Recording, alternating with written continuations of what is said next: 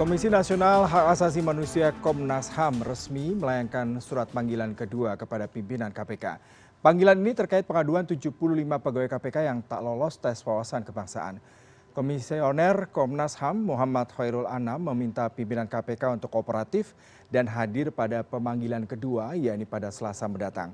Hal tersebut menjadi kesempatan bagi pimpinan KPK untuk mengklarifikasi perihal kesimpang siuran tes TWK sebagai bagian dari alih status pegawai KPK menjadi ASN.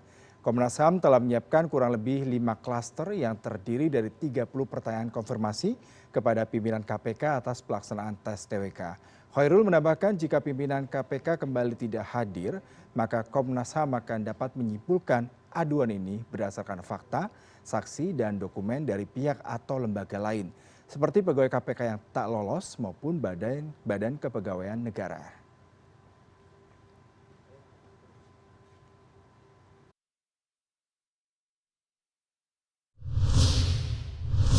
Komnas HAM telah memanggil kembali pimpinan KPK terkait polemik tes wawasan kebangsaan. Dan untuk membahasnya kita sudah terhubung dengan Komisioner Komnas HAM Khairul Anam di Bogor, Jawa Barat. Selamat siang Cak Anam, terima kasih sudah bergabung dengan kami di CNN Indonesia News Hour pada siang hari ini Cak. Kalau kita bicara mengenai pemanggilan, dan ini adalah pemanggilan kedua kepada pihak KPK sendiri. Kira-kira apa yang akan dilakukan berikutnya seandainya memang surat panggilan ini tidak diberikan konfirmasi apakah mereka akan datang. Kemudian apakah seandainya tidak datang lagi kedua kali, apa yang akan dilakukan oleh Komnas HAM? Iya, yang pertama ini panggilan yang kedua gitu ya. Yang panggilan pertama tidak datang tapi memberikan surat, tanyakan apa kira-kira pelanggaran HAM yang terjadi. Gitu. Menurut saya ini nggak bisa dijawab pelanggaran HAM yang terjadi. Wong proses ini adalah untuk memastikan apakah ada pelanggaran HAM ataukah tidak. Kalau kita tiba-tiba menyimpulkan pelanggaran HAM dan itu Komnas HAM salah. Gitu. Itu yang pertama. Oleh karenanya proses ini harus dimaknai sebagai satu kesempatan, satu hak diberikan oleh undang-undang, diberikan oleh konsep hak asasi manusia untuk siapa saja. Ya kan? Dan bahkan peristiwa seperti ini bukan hal yang rumit kok, bukan hal yang sah sebenarnya. Di banyak kasus kepolisian datang, di banyak kasus kementerian juga datang, di banyak kasus Pemda juga datang dipanggil oleh Komnas HAM, ya kan? Karena memang dimaknai sebagai satu kesempatan untuk memberikan berbagai informasi, berbagai keterangan terhadap apa yang diadukan oleh berbagai pihak itu. Nah, kalau ditanyakan apa bentuk pelanggaran HAM-nya, menurut saya pertanyaan itu terlalu jauh. Karena kita belum menyimpulkan apa-apa. Oleh karenanya, panggilan kedua ini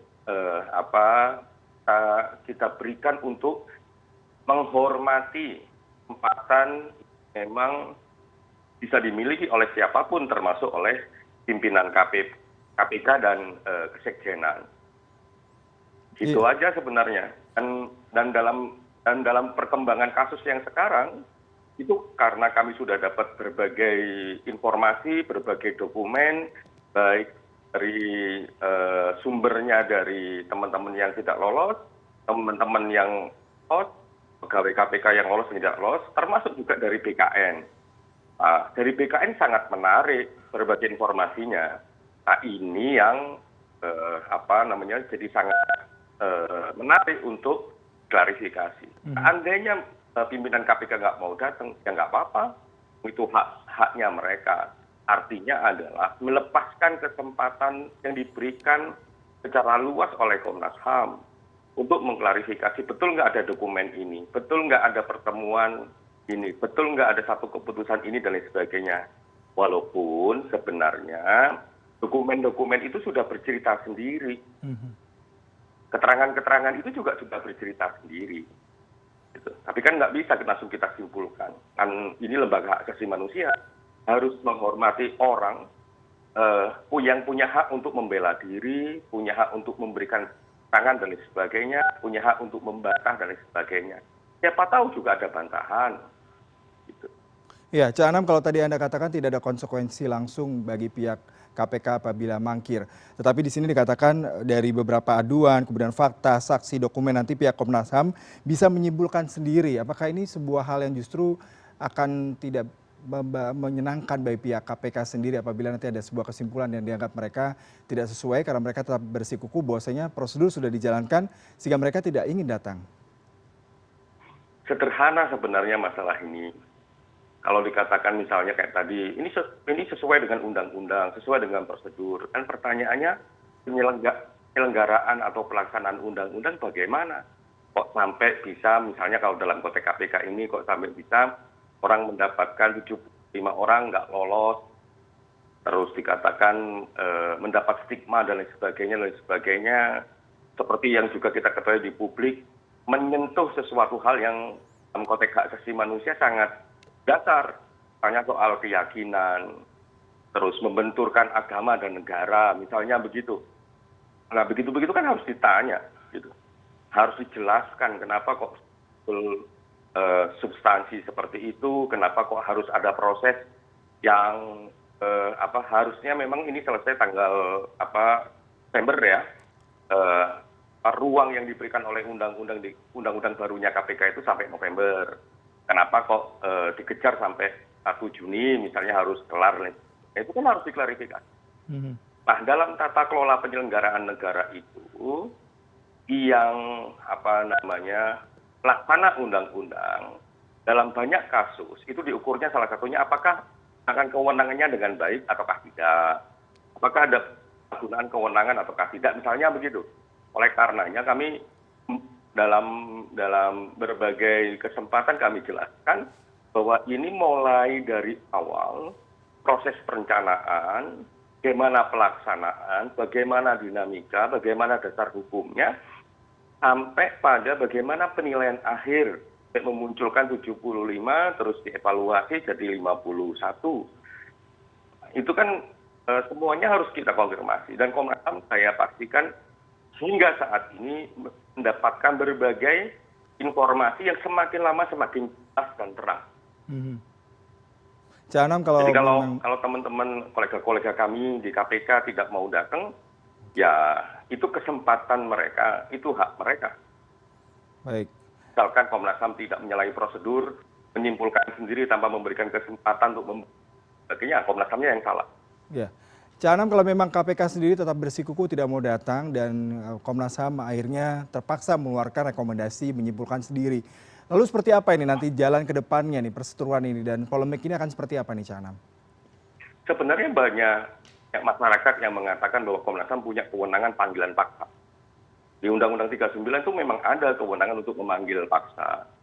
Tapi saya kira dan paksa ini belum perlulah kita gunakan gitu. Kami masih meyakini bahwa kolega-kolega kami di KPK maupun lembaga-lembaga yang lain itu memiliki niat baik gitu. Ide soal panggilan paksa itu disuarakan sejak kemarin lusa di publik gitu. Dan memang secara letterless, secara undang-undang ada kewenangan itu. Tapi sekali lagi Komnas HAM mengatakan bahwa ya itu belum dianggap perlu dan kami masih melihat ada itikat baik dari teman-teman kolega-kolega kami di KPK maupun di lembaga-lembaga yang lain. Masalah ini sederhana kok. Ini masalah yang sebenarnya kalau dibandingin dengan kasus-kasus yang lain misalnya ada yang gitu-gitu kan di depan mata ada orang meninggal dan sebagainya itu kan lebih keras.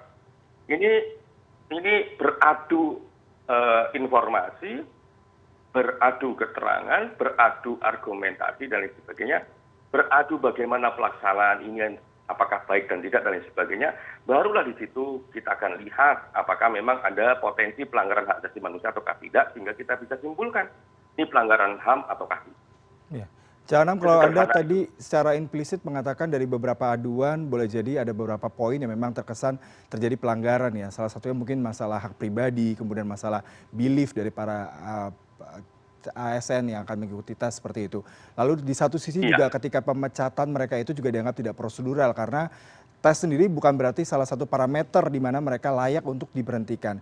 Lalu dari Komnas HAM sendiri seperti apa sih yang melihat kondisi ini, Cak? Ya sebenarnya kami sih standar saja, berlaku untuk semua pihak. Di banyak kasus juga bahwa salah satu pekerjaan Komnas HAM ini memastikan bahwa penyelenggaraan negara oleh siapapun di negeri ini tanpa terkecuali harus sesuai dengan standar-standar hak asasi manusia. Nah, standar hak asasi manusia yang mana yang pakai? Undang-Undang 39, konstitusi kita Undang-Undang Dasar 1945. Bukan tafsir dari masing-masing pihak, bukan norma-norma yang melekat kepada instrumen hukum yang lain. Bukan kita Undang-Undang 39, bukan kita konstitusi. Nah, pasal paling banyak konstitusi kita itu adalah pasal hak asasi manusia. Itu mencerminkan bahwa secara normatif negara kita itu negara hak asasi manusia loh, secara konstitusional. Oleh karenanya Komnas HAM ini banyak kasus, termasuk juga kasus KPK ini, kepingin memastikan apakah pelaksanaan undang-undang, penyelenggaraan institusinya, kementeriannya, atau penyelenggaraan negara secara umum itu sesuai dengan prinsip-prinsip hak asasi manusia apakah tidak. Yang bahasa hukumnya sesuai nggak prinsip-prinsipnya dengan prinsip-prinsip konstitusional. Ya, Cak, ini terakhir statement Anda terkait dengan polemik di KPK ini yang meskipun Anda katakan sebenarnya adalah hal yang sepele, simple dibandingkan dengan beberapa kasus semula yang biasa ditangani oleh Komnas HAM.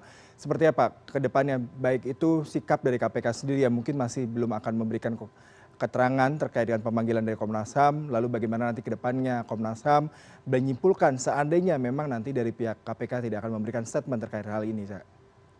Rekomendasi ini kan tidak ditujukan kepada KPK. Iya, nantinya ini akan tujukan kepada Presiden tentunya. Nah, kami memang mau meminta kepada Presiden untuk bagaimana rekomendasi Komnas HAM ini dijalankan. Dan sekali lagi, kepentingan saat ini yang paling besar memang ada dua dalam konteks ini. Satu, pemberantasan korupsi. Yang kedua adalah bagaimana tata kelola kebangsaan kita itu semakin erat gitu. Tata kelola kebangsaan kita semakin erat itu tidak bisa ditafsirkan sendiri-sendiri, apalagi tidak sesuai dengan institusi dan karakter institusi masing-masing misalnya. Nah, itu yang menurut saya menjadi sesuatu hal yang ingin kita dorong semakin baik.